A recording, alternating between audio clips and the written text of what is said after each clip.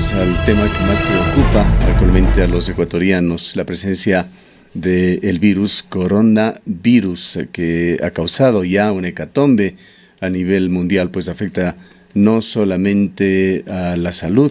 Hay casi 3.000 víctimas ya, mortales ya, de este problema en el mundo, y buena parte del planeta, la gran mayoría de países se han visto ya afectados con la presencia, en unos casos masiva, en pacientes de este virus, en otros puntual, como es el caso de Ecuador, que al momento reporta 6 personas con síntomas positivos. Saludamos a la doctora Carola Cedillo, con ella hablábamos hace algunos días sobre la posibilidad de que coronavirus llegue a Ecuador. Ya lo ha hecho. Ella es especialista en infectología y pediatría. Bienvenida, doctora Cedillo. Quisiéramos conocer su punto de vista sobre la coyuntura que está viviendo al momento ya Ecuador. Buen día y muchas gracias. Pues bien, realmente se veía venir una pandemia, es lo que decía la Organización Mundial de la Salud. En realidad todavía no está nombrada como en este momento como pandemia como tal, pero seguramente faltará poco para que se dé este pronunciamiento, puesto que hemos visto ya varios países en donde están circulando el virus. Lo que sí es importante por parte de quienes hacemos salud, de quienes hacen ustedes comunicación, pues hacer lo que vienen haciendo, de llevar la información adecuada como para tranquilizar a la ciudadanía, pero sí también empoderarla para que tome las conductas adecuadas para que este problema no se convierta en un problema más grande aún para la salud pública más adelante. Creo que hay algunas claves que hay que observar. Ahora, una es tomar el tema con tranquilidad, sin pánico, sin desesperación. Por otra parte, pensar de una manera solidaria, comunitaria. Debemos pensar no como que las personas eventualmente afectadas tengan que ser rechazadas por la sociedad. Todo lo contrario, tenemos que pensar en términos solidarios, pues cualquiera de nosotros podríamos vernos afectados, un pariente, un amigo, y viviremos entonces con toda la intensidad de este drama. Y el otro tema es el de informarnos debidamente de todos los aspectos, particularmente aquellos de prevención. Así es. Realmente lo que se ha visto en estos días es que las personas están bastante asustadas y realmente están cayendo en compras de pánico, que se llaman, inclusive en este tipo de circunstancias.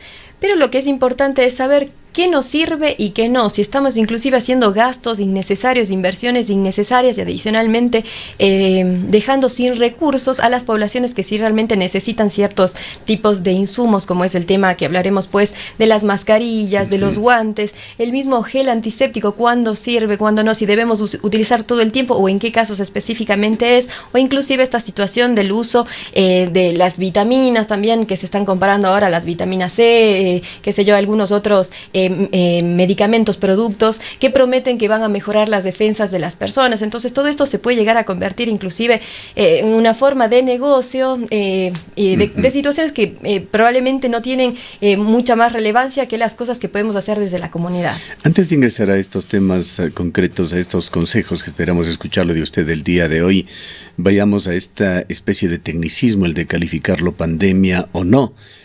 Ha ido subiendo el grado de alerta a la Organización Mundial de la Salud.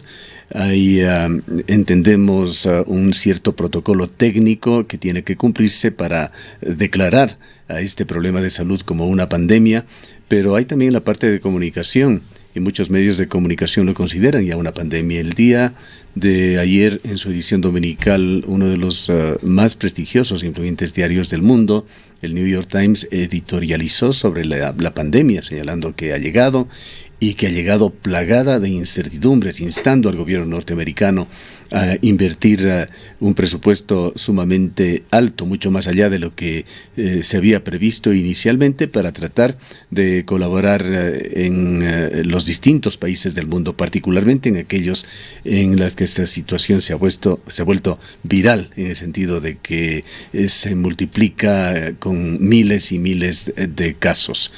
¿Qué faltaría, en su criterio, doctora Cedillo, para que la Organización Mundial de la Salud dé ese paso siguiente de declarar una pandemia? En realidad me parece que el criterio técnico de lo que les vengo escuchando, que están esperando es que realmente el virus sea sostenido en varios países. O sea, sabemos que en este momento hay muchísimos países que están ya con casos de coronavirus, pero, por ejemplo, si hablamos de Ecuador, lo que sabemos es que hubo un caso inicial, ¿no es cierto?, que aparentemente había sido exportado desde España, y a raíz de ese caso hay 5 contagios más, pero es con el vínculo de una persona que vino al extranjero. O sea, es exportado el caso. Eso no quiere decir entonces que sepamos que en este momento que el virus está en circulación ya en la comunidad diseminada, como para que cualquier persona que está en el Ecuador pueda contagiarse, ¿no? Uh-huh. Entonces, ese criterio en varios países debería cumplirse, que el virus esté en circulación como tal y no sean únicamente los casos exportados. Así que estamos cerca de eso. Justificaría los estudios que se han hecho muy detallados, una auténtica investigación, tanto en Italia como en los Estados Unidos, de unos pocos casos que aparentemente no han tenido ningún nexo con personas contaminadas y tampoco habían viajado. Así es, justamente cuando ya empiezan a ver esos casos de que no hay ese contacto estrecho o directo con un vínculo específico de que haya viajado o haya tenido el contacto con una persona con diagnóstico de coronavirus como tal, es lo que empieza a hacer sospechar que ya existe la circulación activa en el país, en cada región. Bien, vayamos con las medidas. Creo que la primera, y la que se ha venido difundiendo a través de todos los medios de comunicación del mundo, es el de lavarse frecuentemente y en forma detallada y cuidadosa las manos, así como el de evitar tener distancia en los países en los cuales ya se ha presentado el virus con las personas infectadas, y evitar lugares públicos. Así es. En realidad, uno de los mensajes que queremos continuar dando a la ciudadanía es que tengan en cuenta que es cierto que es una nueva enfermedad que en realidad muestra que el 80% de las personas van a tener síntomas leves. Con eso no queremos decir que no pasa nada y no hay que hacer nada. Por supuesto que hay que hacerlo, porque hay los grupos de riesgo que tienen la posibilidad de enfermar de una forma más grave. Estos son las personas que habíamos dicho anteriormente, mayores de 65 años, generalmente tienen una posibilidad de enfermar más gravemente. Las personas con comorbilidades como son la hipertensión, la diabetes, cardiopatía, ¿sí? Estos grupos que son un poco más vulnerables, así como aquellos que tienen las defensas disminuidas, pues realmente tampoco queremos que enfermen, y es por eso que no queremos contagios masivos, para inclusive así proteger a los más vulnerables. Sin duda, una de las mayores recomendaciones es el lavado de manos en los diferentes momentos del día que se ha nombrado, ¿sí?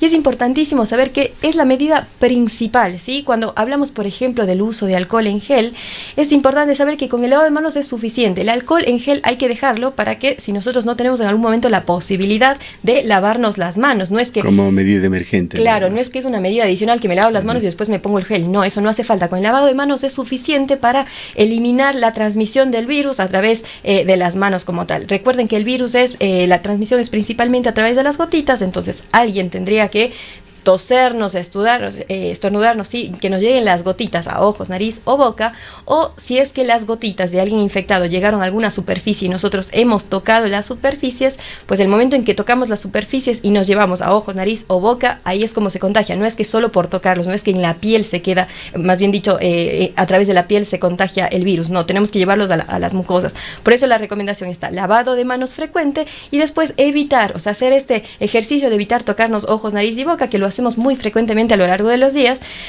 así que por eso es una de las recomendaciones para practicar. Adicionalmente, esta situación de que si una persona está enferma, realmente debería limitar, aislarse, justamente el contacto con demás personas. La utilización de máscaras, que es uno de los temas más polémicos, ha generado una especulación que se la puede ver en las redes sociales. Estas máscaras quirúrgicas o de tipo similar han desaparecido prácticamente de las farmacias, se los vende a precios de especulación, pues las máscaras, las de elementales, no cuestan más que unos pocos centavos de dólar. La necesidad y en qué casos de utilizar máscaras. Total. Primero sepamos que existen dos tipos, en este caso que estamos hablando de dos tipos de máscaras principalmente. Sí, la mascarilla que es la quirúrgica, que es la cuadrada, la común, las que se utilizan normalmente en los sistemas de salud, y las que hemos visto a las personas también que están adquiriendo y que normalmente cuestan pocos centavos, como hemos dicho, y actualmente las cajas están totalmente sobrevaloradas y en escasez. Y existen las otras mascarillas que son las N95, sí, esto es por un aislamiento diferente al de la mascarilla quirúrgica, es un aislamiento respiratorio como tal que se llama así. Lo que se ha visto y se ha demostrado es que en este momento no está recomendado para toda la población que utilice la mascarilla, sí, cualquiera de las dos en realidad no está recomendado que se utilicen masivamente, sobre todo en las personas sanas, porque en realidad lo que yo quiero comentarles es que la mascarilla se puede convertir inclusive en foco de contaminación. Justamente, foco de contaminación, y una de las formas, los estudios han demostrado que las personas sanas que no saben utilizarla y que están utilizando innecesariamente, además de que están produciendo contaminación adicional al medio ambiente y innecesariamente, pues, pueden contagiarse. ¿Por qué? Este tipo de mascarillas en esencia son descartables. Claro que sí, es de un solo uso. Es de un solo uso y duran algunas horas, no es que puede pasar usted todo el día con la misma mascarilla. Entonces, si usted no sabe utilizarlas, no se las sabe retirar, corre el riesgo inclusive de contagiarse con mayor razón. Si el virus llega a la parte externa, o sea que para eso nos sirve pues la mascarilla, si llega a la parte externa de la mascarilla y usted toca la mascarilla y después con esas manos se toca la cara, y otra cosa que se ha visto es que la persona que lleva mascarilla tiene la tendencia a tocarse más la cara porque le estorba, molesta la mascarilla. Así que es también una forma de contagiarse si es que no tenemos todas las situaciones bien controladas. ¿Quién necesita mascarilla? La persona que está enferma, para evitar transmitir, necesita la mascarilla común, la quirúrgica, que se llama la de papel, inclusive se le conoce, o sea, es un material un poco más procesado, pero así se le conoce, ¿sí? Mientras tanto que la N95, que es esa gruesa, que es con la que hemos visto que se está haciendo bastante la propaganda ahora, que es la que recomienda la Organización Mundial de la Salud, dicen, y en realidad, a ver, ese tipo de mascarillas están recomendadas específicamente para el personal de salud, ¿sí? O inclusive puede llegar a ser recomendación para una persona que va a cuidar a una persona que tiene la enfermedad de coronavirus. Ahora, hay ciertos mensajes que llegan desde los lugares en los cuales están sintiendo con mayor dramatismo este tema, como la China, en donde a los ciudadanos no se les permite circular en las calles de las provincias más afectadas sin mascarilla. Claro, esa es una situación diferente en la etapa en la que están ellos de una diseminación realmente masiva, en donde en realidad ya no se sabe inclusive quién está contagiado y quién no. Entonces realmente es una medida diferente, en una etapa diferente que ellos han adoptado en realidad esa medida porque siguen circulando, porque siguen movilizándose, sí, pero por esta situación que realmente ya es un momento en que no se sabe quién contagia y quién no, más no pensando específicamente en que la mascarilla como tal es un preventivo para que uno no se contagie. Otro de los hechos que se evidenció ya en este fin de semana también en la ciudad de Cuenca como en otras ciudades del país ha sido el hecho de que la gente va un tanto preocupada, en algunos casos desesperada, a comprar todo lo que puede en un comisariato. Sin embargo, sí se recomienda tener ciertas previsiones en este tema, algo de medicinas, algo de recursos para una supervivencia mínima. ¿Cómo actuar en este sentido? Claro, mire, en varios países se da a conocer las medidas de precaución, o sea, en caso de que pueda llegar un momento en que haya la necesidad de que los ciudadanos tengan que permanecer más en su casa, ese tipo de situaciones, pues los países de primer mundo sí comunican que deberían las personas tener abastecimiento de medicación para las personas que vienen tomando, qué sé yo, para la hipertensión, para la diabetes, que tengan su abastecimiento de sus medicamentos en sus casas, o sea, necesario, ¿sí? Y también obviamente que vayan haciendo obviamente un poco de acopio en lo que es alimentación, tipo de cosas. Hay realidades en esto, los sectores productivos se están viendo afectados en prácticamente todos los órdenes, pues la dependencia de la China es algo que todos lo conocemos, pero no sabemos realmente en qué dimensión está. Incluso muchísimos artículos manufacturados en otros países tienen componentes de la China y empiezan a darse efectos muy graves en la producción mundial. Claro.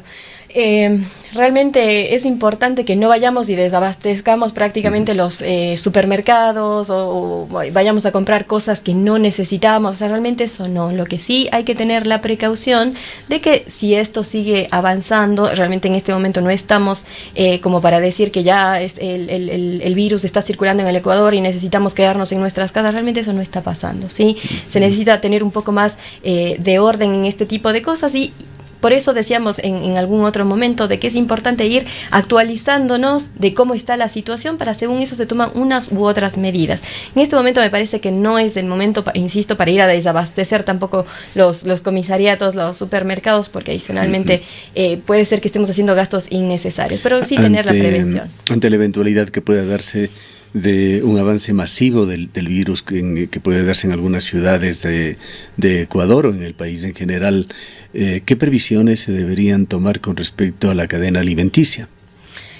Bien, o sea, por ejemplo, en China lo que se ve, ¿no es cierto?, es que ellos como que tienen bastante bien preparado este tema de hacer todo lo que son entregas a domicilio, sí, que la gente no tiene que movilizarse mucho, y las aplicaciones a través del teléfono para que uno puede realmente recurrir a todo lo que es alimentación a través de esta forma. Entonces eso es algo interesante que puede hacer ese país, pues no. O sea, realmente para nosotros es un poco más complejo hablar de que podamos hacer todas estas distribuciones a través de internet, o sea, sería diferente, ¿no? Así que realmente esperamos que todo lo que es Ministerio de Salud, el gobierno en general, empiecen dando pautas, nos empiecen contando si llega a pasar ciertas situaciones, qué plan tienen ellos de contingencia como para solucionar esta problemática. Insistiendo en el tema de que esto tiene que tomarse con mucha tranquilidad, sin embargo, también hay que afrontarlo. ¿Qué tipo de preparación, de planificación familiar debería darse dentro de esto ante la eventualidad de que un miembro de la familia pueda ser contaminado? Bien, los familiares deben saber de que deben evitar contagiarse también, o sea, y eso son igualmente con medidas básicas como tal, ¿no? Si una persona no necesita hospitalización porque tiene síntomas leves, en realidad, que es como hemos dicho, la mayoría de personas, el 80% tienen síntomas leves, o sea, en realidad lo que va a necesitar esa persona es aislamiento, ¿sí? O sea, es decir, que la persona esté en un dormitorio específico, que la casa esté siempre bien ventilada, es decir, que tenga las ventanas abiertas para que haya circulación de lo que es aire. Van a necesitar el continuo limpieza de superficies, ¿sí? Porque como habíamos dicho, a través de las superficies también es un mecanismo de contagio si es que llegan las gotitas, así que se necesitan en esas circunstancias algunos elementos de limpieza para mantener las superficies limpias. No compartir los utensilios de lo que es alimentación, eso normalmente realmente no deben compartirse como tal, pero especialmente en estos casos, pues evitar compartir los utensilios, y más allá de este tipo de medidas no son cosas mucho más graves que van a tener que hacer. Lo que vamos a querer es que no se contagien los demás. Para un virus el mejor antiséptico resulta el alcohol. ¿Qué pasa con otros que provengan, por ejemplo, del cloro, compuestos clorados o con compuestos amoniacales que también se utilizan como desinfectantes? Sí, sobre todo los concentrados de amonio son sobre todo para los hospitales. Después el cloro al 0.1%, el hipoclorito al 0.1% en realidad es suficiente. Lo que se vende, eso sí, en sí tiene el cloro un efecto sobre el virus. Así es, el cloro, así es, el cloro y también el alcohol. Las soluciones de alcohol en gel o también el cloro, el hipoclorito al 0.1%. Así es. En cuanto a los sectores más volubles, ancianos en el un extremo, que aparentemente son los más potencialmente afectados, y niños en el otro extremo, que se los considera también seres vulnerables en general, pero que aparentemente, de acuerdo a las estadísticas que se van dando, no tendrían tanta vulnerabilidad. Y en el intermedio también están personas enfermas, debilitadas por una u otra razón en su salud. ¿Qué medidas tomar?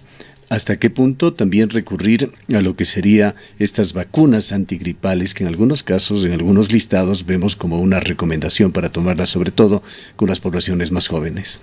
Bien. Por suerte, voy a decir, por suerte los niños parecen realmente un grupo que está aparentemente no contagiándose, sí, o de todas formas no está presentando mortalidad. Los menores de 9 años realmente ha sido la mortalidad sumamente baja, o sea, bien ínfima, así que eso es muy, muy, muy interesante conocer. Ahora, que con eso no queremos decir que los niños no están con posibilidad de infectarse, sí, o que no vaya a pasar absolutamente nada, porque siempre son poblaciones diferentes, así que hay que ir viendo, conociendo cómo se comporta en los diferentes países este virus como tal. Pero sin duda los niños hay que tenerles el cuidado adicional que representan ellos siempre. Y en el tema de lo que son las vacunas, no solo en los niños, sino también en adultos mayores, ¿sí? Y en las personas es recomendable una vacuna a estas alturas. Justamente con comorbilidades. Ellos tienen indicación de la vacuna de influenza y la vacuna también para el neumococo. ¿Por qué hago énfasis en esta situación? O sea, si bien estas vacunas no previenen el coronavirus o realmente no tienen nada que ver con el coronavirus, pero en caso de que una persona llegara a enfermar por coronavirus, si adicionalmente le da influenza o adicionalmente tiene coinfección bacteriana, que en este caso las prevenibles son las de neumococo, sí, o sea, van a tener mayor complicación de su enfermedad. Entonces, por eso que se ve como una medida que no específicamente por coronavirus, pero en general por infecciones respiratorias, las personas con factores de riesgo deberían recibir tanto la influenza como también la vacuna para neumococo. Hace muy poco tiempo habíamos dado a conocer sobre una campaña de vacunación justamente contra la gripe. Se supone que existiría suficiente suplemento en el país para la población, para quienes requieran esta vacuna en el ámbito público. A esta altura yo le diría que deberíamos ya contar con la población vulnerable vacunada, porque realmente la campaña de vacunación me parece que ya debe haber inclusive finalizado, así que deberíamos ya tener a la población vacunada. Si es que realmente no hemos tenido esa posibilidad, pues es una importante oportunidad. Se puede siempre asistir y esto sería una excusa adicional para vacunar a hospitales públicos, a centros de salud. Habría que ver el ministerio si dispone en este momento de las vacunas como tal y qué indicación nos dan, porque igualmente queremos evitar las aglomeraciones, ¿no? O sea, decíamos que en estas épocas pues es importante que la gente... Es una información que quizá el Ministerio de Salud Pública debería dar a conocer. Claro, claro que sí, que el ministerio nos debería informar dónde pueden ir las personas que por ahí no alcanzaron a vacunarse, obviamente porque hay edades y rangos de personas quienes deberían tener la vacuna. Dilemas que surgen, acudir o no a un seminario, acudir o no a cualquier concentración pública, a un concierto, o incluso dilemas a veces más necesarios, imprescindibles, como tener que viajar. ¿Qué tipo de decisiones deben tomar las personas? Bien, en el caso de lo que son aglomeraciones como tal, depende de la ciudad, depende del lugar, depende de cómo estamos, en qué situación, como para realmente tener un poco de indicación de si se deberían inclusive suspender desde la orden gubernamental todo tipo de eventos masivos que no sean urgentes. O sea, por ejemplo, si un concierto decimos, o sea, o alguno de estos otros tipos de espacios, si es que estamos en un momento de alerta mayor de circulación en una determinada ciudad, pues realmente es mucho más responsable no llevar a cabo estas situaciones.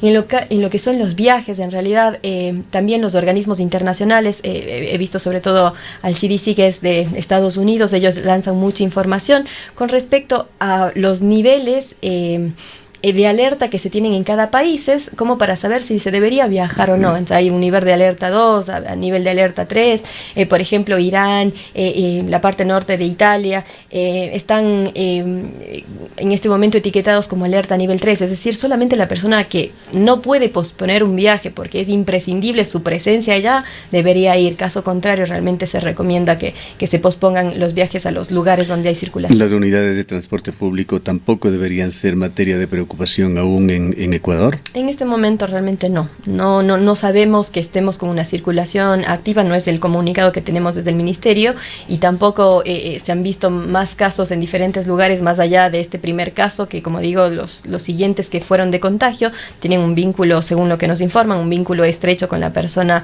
que fue el primer caso diagnosticado. Su opinión sobre las medidas que se han tomado ya en Ecuador, en donde se ha puesto énfasis sobre todo en los puertos de ingreso al país como medidas preventivas, pero salvo alguna excepción en Babahoyo y en Guayas, se ha decidido no suspender eventos públicos y continuar en forma normal con las actividades educativas. En realidad, pues...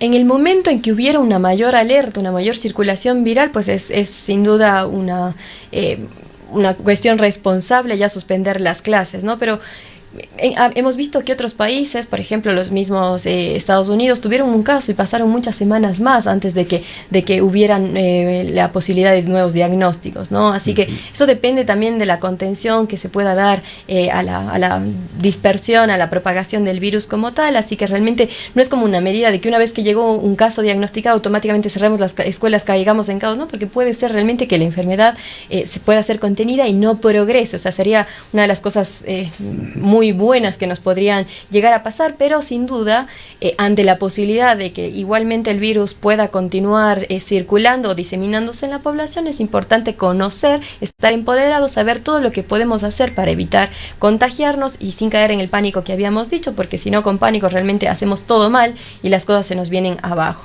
Lo que sí me gustaría por ahí a seguir haciendo el llamado a lo que son autoridades del Ministerio de Salud. Si bien se han hecho ya varias cosas en el tema de aeropuertos, sí me parece todavía que falta un poco más en el caso de lo que es las unidades de salud. Se ha dicho que están totalmente entrenadas. Me imagino que habrán los hospitales públicos que están designados como para recibir a los casos específicamente, tienen que tener un poco más ya de conocimiento de cómo actuar, pero en general escuchado también hablar y decir de que las personas que tengan síntomas respiratorios deben ir a las unidades de atención primaria y salud, es decir, los centros de salud, los subcentros de salud. Y me parece que a ese nivel todavía no se tiene claro específicamente qué es lo que se tiene que hacer, si va a haber un triaje, que son las recomendaciones que da la Organización Mundial de la Salud, que se tengan unidades de triaje para recibir a estos pacientes, porque en atención primaria sabemos que generalmente es a través de turnos, entonces como que no se tiene muy bien direccionado, o no sabemos por ahí exactamente qué es lo que tiene que hacer. Una persona enferma, tiene fiebre, tiene el contacto, o sea, específicamente llama con este call center que nos habían dicho que van a poner a activar, tiene que llamar, tiene que quedarse en su casa, tiene que hacer qué exactamente, eso es lo importante, y que los médicos y todo el personal de salud sepan específicamente qué es lo que tienen que hacer. Así es, vamos luego de esta entrevista a informar justamente sobre el call center, que es una de las formas que ha buscado el Ministerio de Salud Pública para que la gente no acuda masivamente a los centros de salud, pues pueden convertirse más bien en otro foco de contaminación. Para finalizar, doctora Zedillo, algo sobre las estadísticas mundiales. Hay informaciones que parecerían contradictorias. El virus va apareciendo paulatinamente cada día. Hay algún otro país que detecta casos, pero en las estadísticas globales, en donde tiene un alto peso, sin duda, los países que usted ha mencionado, la China, Irán, Italia, Corea del Sur, la curva ascendente, que era una curva de crecimiento logarítmico, se nota que va bajando y que aparentemente está encontrando ya un tope máximo. Hay muchas inquietudes realmente sobre esto y pocas conclusiones, pero algo de tranquilidad brindan estas macrocifras.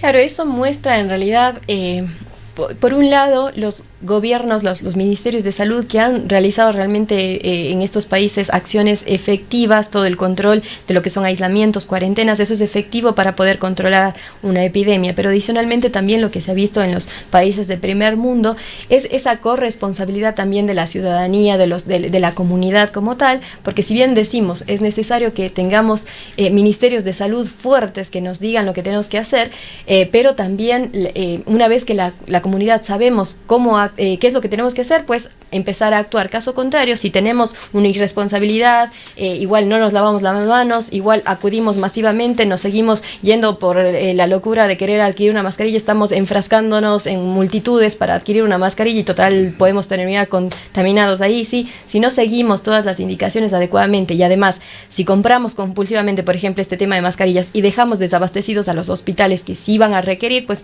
ahí sí podemos llegar a colapsar, inclusive estamos contribuyendo negativamente. Totalmente, por eso es importante que hagamos nuestra coparticipación. Bien, muchas gracias por su presencia. Muchas gracias. La doctora Carola Zedillo es especialista en infectología y pediatría.